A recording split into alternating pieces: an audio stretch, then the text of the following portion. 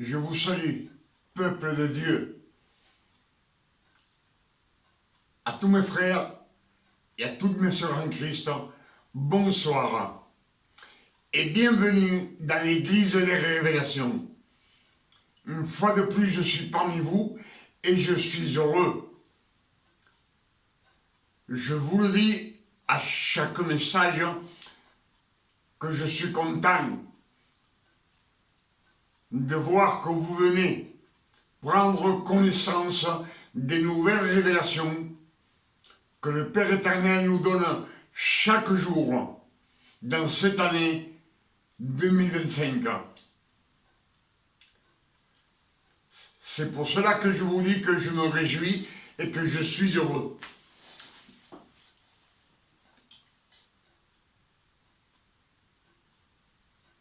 À chaque fois qu'on médite les Écritures, le Père éternel nous donne des révélations. C'est pour cela que je vous dis, chaque fois et beaucoup de fois, méditez les Écritures. Parce que dans les Saintes Écritures, il nous est dit beaucoup de fois, méditez les Écritures nuit et jour, afin qu'on se remplisse de l'eau de la parole. L'eau de la parole, c'est les Saintes Écritures. Amen. C'est pour cela que ce soir, je vous salue au nom de notre Père éternel. Et je vous salue au nom de notre Sauveur, Emmanuel, l'élu, le Christ. Comme dans chaque message, je vous le dis, Emmanuel, c'est une phrase hébraïque. Et quand on la traduit dans la langue latine, elle se révèle à nous et elle nous dit que cela veut dire Dieu parmi nous. Dieu est venu sur la terre, il a été parmi nous, il a pris un corps d'homme, de chair et de sang, comme je vous le dis toujours. Il a élu le Fils de la Vierge Marie. Amen. Quand on dit la Vierge Marie, elle aussi a été élue. La Vierge Marie, ce n'est pas une sainte, comme disent les catholiques. Quand on dit la Vierge Marie, c'est une jeune fille. Vierge, cette demoiselle, elle n'a pas connu d'homme. Elle n'a connu aucun homme. Elle n'a eu aucun rapport avec un homme. Amen. Et ce que l'on va méditer ce soir ensemble, est-ce que le Christ, l'élu, est-ce qu'il est Dieu? Parce que dans les doctrines de l'homme, on sait qu'il y a beaucoup de doctrines d'hommes. Une doctrine d'hommes, comme les catholiques, ils nous disent que c'est le Fils de Dieu. D'autres doctrines nous disent que Dieu, au commencement, il n'avait pas d'enfant, il n'a pas de fils.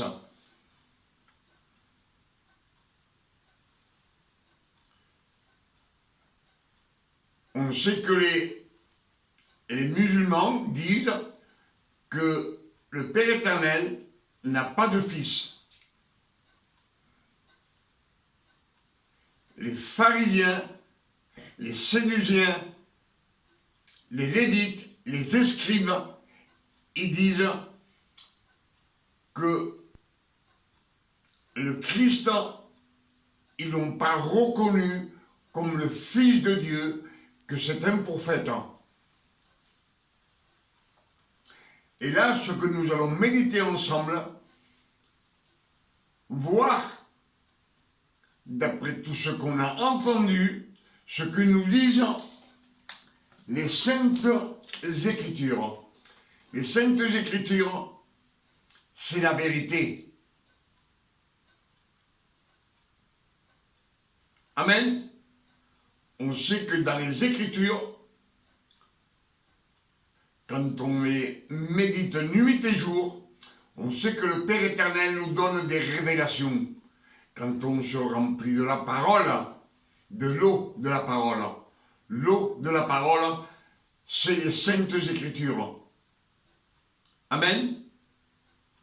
Je pense que vous m'avez compris, et c'est ça ce qu'on va voir, puisque des doctrines d'hommes nous disent que c'est le Fils de Dieu qui était au commencement, avant la poussière de la terre, il était avec Dieu. Il y en a d'autres qui nous disent que le Fils de Dieu n'est pas le Fils de Dieu, parce qu'il n'a pas de Fils.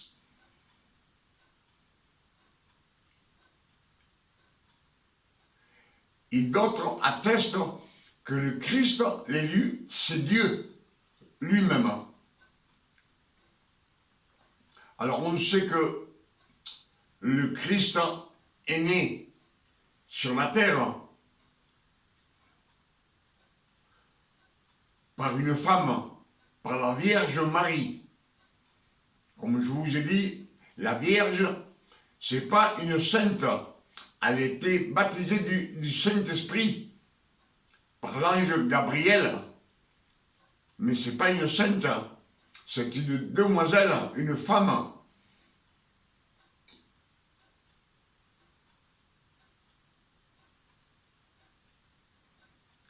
Qui est devenue enceinte par l'Esprit Saint. Par Dieu lui-même. Dieu le Père a ordonné que cette femme soit enceinte pour qu'il naisse l'homme que le Père éternel a choisi. Amen. Alors, on va voir ce que nous disent les Écritures, si c'est le Fils de Dieu ou pas le Fils de Dieu. Amen. Alors, Genèse 1, verset 1. Au commencement, Dieu créa les cieux et la terre.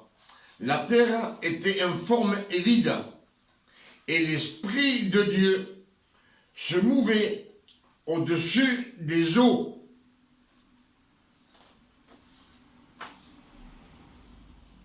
Au commencement, Dieu créa les cieux et la terre. La terre était informe et vide, et l'Esprit de Dieu se mouvait au-dessus des eaux. Si la terre était informe et vide, l'eau, d'où est-ce qu'elle sort? Est-ce que vous comprenez? L'eau. Là, les Écritures nous disent que Dieu, le Saint-Esprit, se mouvait au-dessus des eaux, les eaux. L'Esprit de Dieu se mouvait sur la parole, sur l'eau, la parole.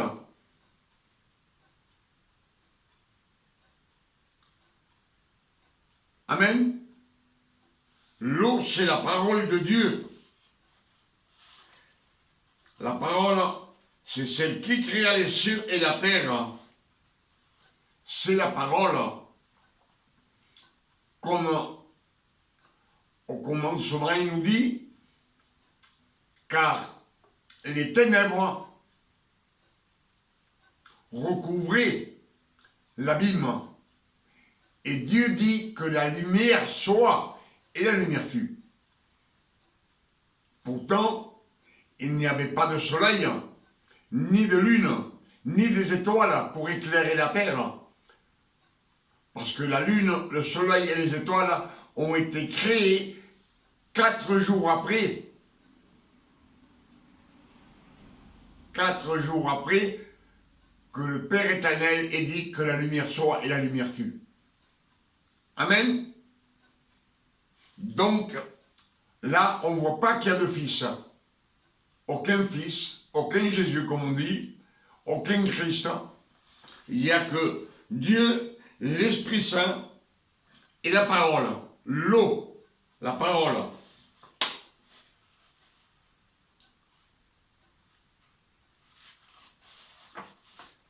Jean 1, verset 11. Au commencement, nous dit, au commencement était la parole, et la parole était avec Dieu, et la parole était Dieu. Toutes choses ont été créées par la parole, par elle. Tout a été créé par la parole. Amen. C'est ce qui nous dit Jean 1, verset 1. Il ne nous dit pas que ça a été créé par le Fils de Dieu, ni par le Christ. La parole.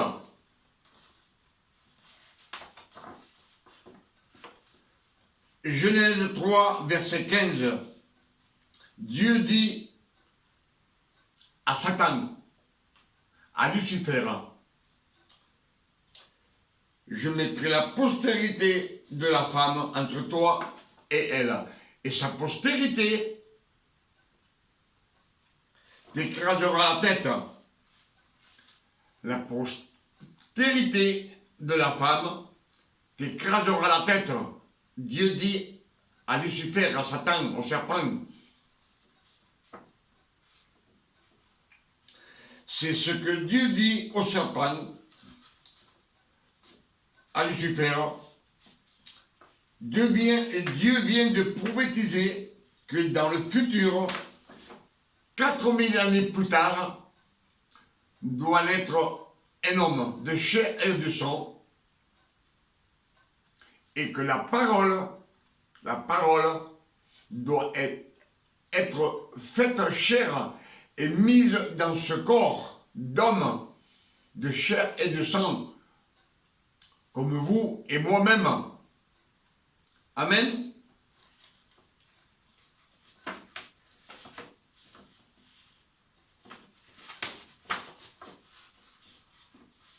C'est ce que nous disent les Écritures. Là, il n'y a aucun fils. Amen. Jean 3, verset 14 nous dit que la parole a été faite chair. La parole a été faite chair. Dieu a pris la parole et il l'a fait chair et il l'a mis dans le corps. 4000 ans plus tard, cet acte doit s'accomplir.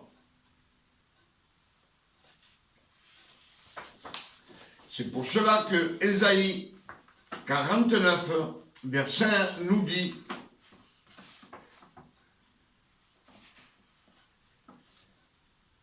c'est le Christ qui parle, l'élu. L'Éternel m'a choisi. Il m'a appelé dès ma naissance. Il m'a nommé dès ma sortie des entrailles maternelles. Dès qu'il est né, le Père éternel lui a donné un nom. Amen. Dès que le Christ, l'élu est né, le Christ, le Père éternel lui a donné un nom. Et on sait que Ésaïe, c'est 700 années avant que le Christ naisse. Ésaïe, il prophétise pour le futur.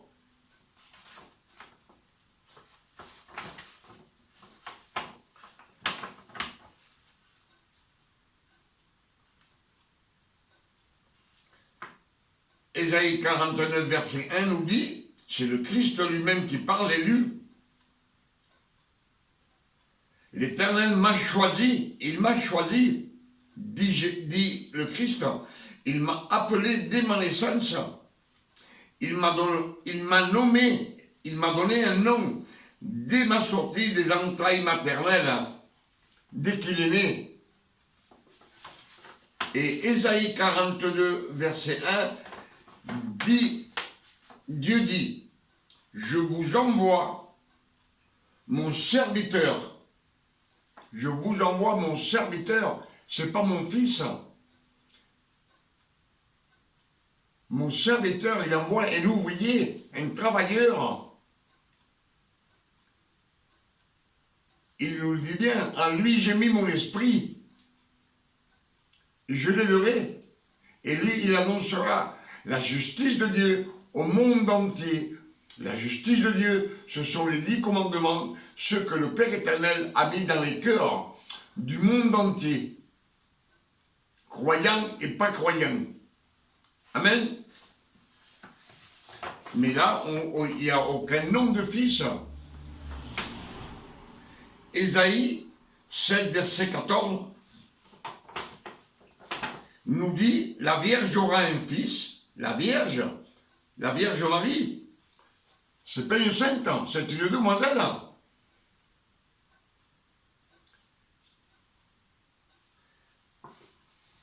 Elle a été élue. La Vierge Marie a été élue aussi. Il nous dit, la Vierge aura un fils et on lui donnera le nom de Emmanuel, Dieu parmi nous. Dieu parmi nous, c'est le Père éternel qui est descendu sur la terre pour récupérer sa création. Sa création, on sait qu'elle était perdue. Tous qui mouraient dans la loi, ils étaient perdus. Et les 12 tribus vivaient sous la loi. Amen. Matthieu nous dit, Matthieu 1, verset 23, l'ange Gabriel apparaît à la Vierge Marie. Et l'ange lui dit à la Vierge, tu auras un fils et tu lui donneras le nom de Emmanuel, Dieu parmi nous. Donc ici, on n'a pas entendu que le Père éternel a envoyé son fils. Non, il envoie un ouvrier. La parole, c'est pas le Christ. Ça ne l'a jamais été. Malgré qu'on nous a prêché des dizaines de fois que le Christ c'est Dieu. Non, le Christ, le Père éternel l'a élu. C'est ce que Christ veut dire. Christ est une phrase aussi en hébreu. Et si on la traduit dans la langue latine, elle nous dit c'est l'élu. L'élu, une phrase. Le choisi. La sélection, il y a une sélection. Et ensuite, on sait que Matthieu 27, verset 46, le Christ dit, quand il est sur la croix, cloué, le Christ dit, mon Dieu, pourquoi m'as-tu abandonné? Il dit, mon Dieu, donc lui, c'est pas Dieu. S'il meurt sur la croix, c'est parce que c'est le Fils de la Vierge Marie, de chair et de sang. Dieu ne peut pas mourir sur une croix. Il a été choisi pour mourir sur la croix afin qu'il nous rachète et après à la résurrection, qu'il nous donne l'opportunité de nous adopter comme fils par adoption, rapprochés à Christ, au Père éternel. C'est ce qu'ils nous disent, les Écritures.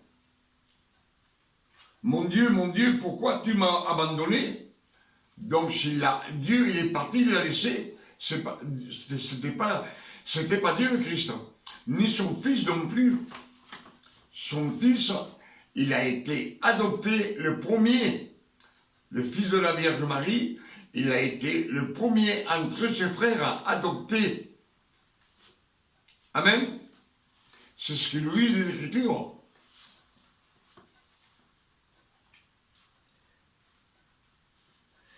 Matthieu 26, verset 39 nous dit, c'est le Christ qui parle, et il dit, Père, si tu voulais éloigner de moi cette coupe, dans le jardin de Gethsémani, je le répète, ça ne sort jamais dans ce qu'on lit.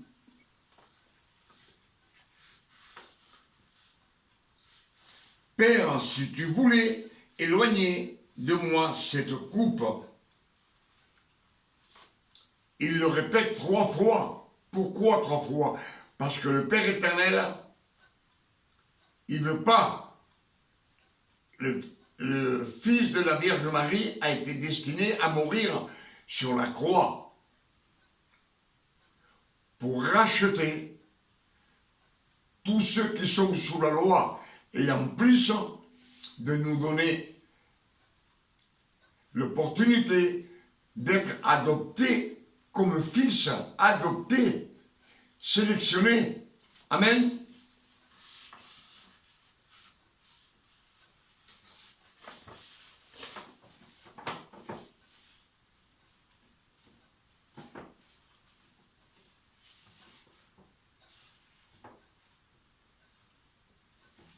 C'est ce que nous disent les Écritures, donc je ne vois pas pourquoi qu'on nous dit que le Christ est Dieu, ni le Fils de Dieu. Il est devenu le Fils de Dieu par adoption, comme tout celui qui a jeté la loi. Par adoption, c'est pour cela que Galates 4, verset 4 nous dit que quand les temps furent accomplis, c'est-à-dire quand le Christ est né, 30 ans après qu'il soit né, que Christ avait accompli toute la loi, tous les 613 commandements, les 613 efforts, le Père éternel l'a envoyé. Il dit, Galates 4, verset 4, le Père éternel envoya le Christ, né d'une femme, né sous la loi, afin qu'il rachetât tous ceux qui sont sous la loi. Ceux qui sont sous la loi, personne d'autre. Afin que nous reçussions, qu'on puisse recevoir l'adoption de fils. Et si on est fils, on n'est plus serviteur. On n'est plus disciple. On n'est plus ouvrier. On est fils de Dieu par adoption. Le Père éternel sélectionne et il choisit qui il veut. Amen. Galates 5, verset 1 nous dit, le Christ est venu, le Christ nous a donné la liberté, il nous a rachetés de la loi. Il nous a rachetés de la loi.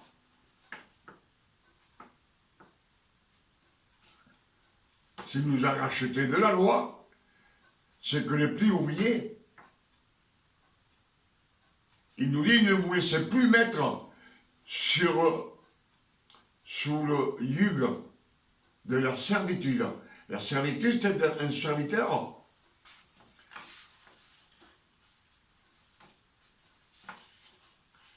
On sait que le Père éternel, il s'est servi de beaucoup d'hommes. Il les a choisis avant qu'ils naissent. Avant qu'ils naissent, il les a choisis. pour se servir d'eux comme serviteurs, pour pouvoir reprendre sa création, de les ramener dans la sainteté jusqu'à la croix, jusqu'à la résurrection du Christ. Et il s'est servi aussi de beaucoup de femmes, comme de la Vierge Marie, comme de Ruth, de Noémie.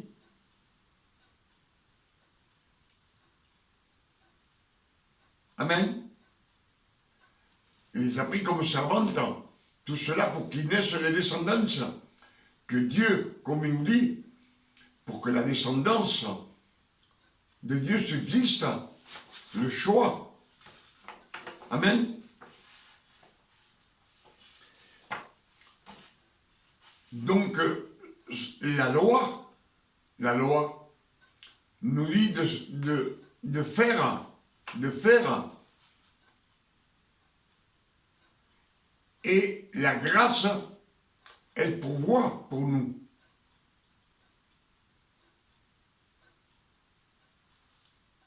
Amen. Dans la loi, il n'y a que des choses à faire, des choses religieuses. Et dans la grâce, elle pourvoit pour nous. Dieu pourvoit pour nous. Pour cela, il nous dit dans Matthieu 20, verset 28, Matthieu 20, verset 28, il nous dit que c'est le Christ qui parle, l'élu. Il nous dit, le Fils de l'homme, il est venu non pour être servi, mais pour vous servir. C'est-à-dire pour nous servir à nous. Et il nous dit, nous vous servir et donner ma vie comme une rançon pour beaucoup, pour tout celui qui sort de la loi. Si tu ne veux pas sortir de la loi, nous avons le libre arbitre et on peut faire ce qu'on veut. Amen.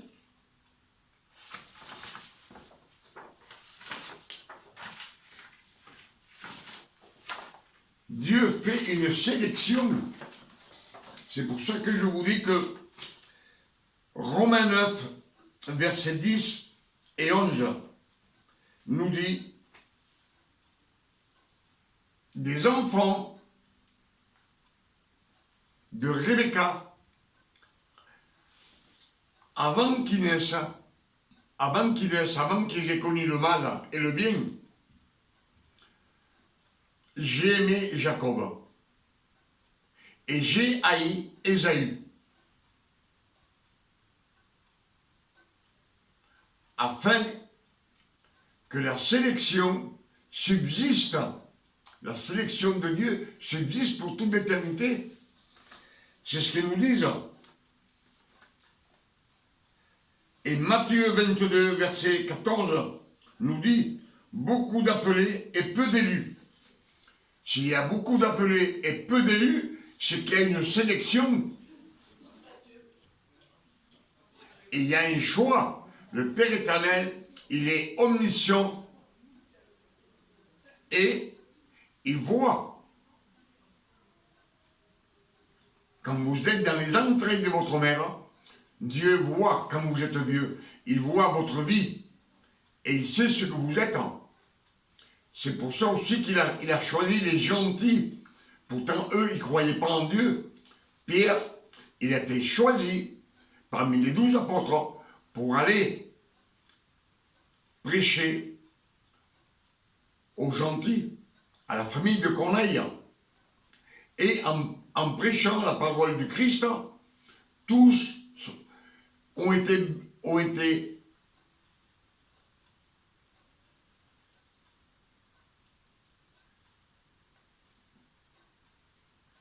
baptisés par l'Esprit Saint. Et tous y parlaient en langue. Tous y parlaient en langue. Amen.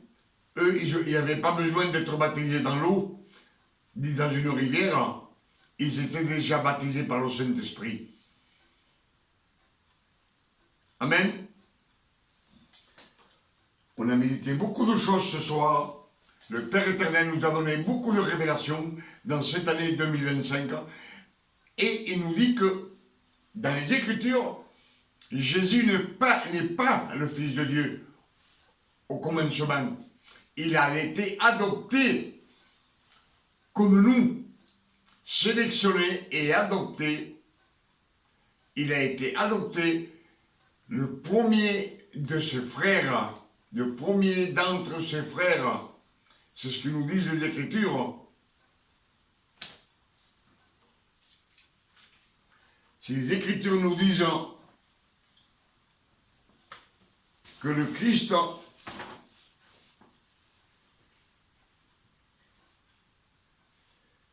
Ésaïe 49, verset 1 nous dit, c'est le Christ qui parle.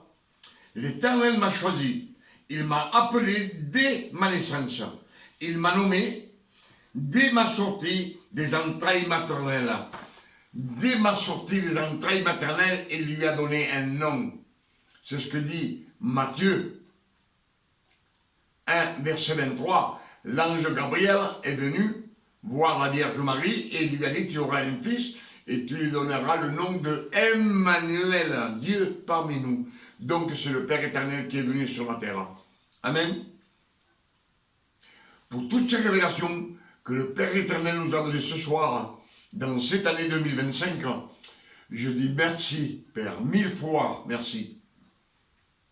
Et je demande au Père éternel, au nom de notre Sauveur Emmanuel le Christ, que ces messages puissent vous éclairer à vous aussi. Et qu'il nous fasse tomber les écailles que nous avons dans les yeux et les bouchons que nous avons dans les oreilles, afin qu'on puisse lire les Écritures et qu'on puisse avoir des révélations. Amen. Si Jean 8, verset 12 nous dit « Tout celui qui me suit ne marchera jamais dans les ténèbres, mais il aura la lumière de la vie. » La lumière de la vie, c'est le Père éternel, c'est Dieu. La lumière, que la lumière soit et la lumière fut. Dans les ténèbres, dans l'obscurité, Dieu dit, et la parole, et la lumière apparut, fauve. Dans la lumière, on peut voir tout, même une aiguille par terre. Dans les ténèbres, vous savez, même s'il y a un obstacle, même qu'il soit gros, dans la lumière, on ne va pas le voir et on va trébucher avec. Il va nous faire tomber parce qu'on ne voit rien. Et dans les Écritures, c'est pareil. Si on ne voit pas les révélations, c'est comme si on trébucherait et on tomberait. On ne peut pas avoir la vie éternelle. Amen.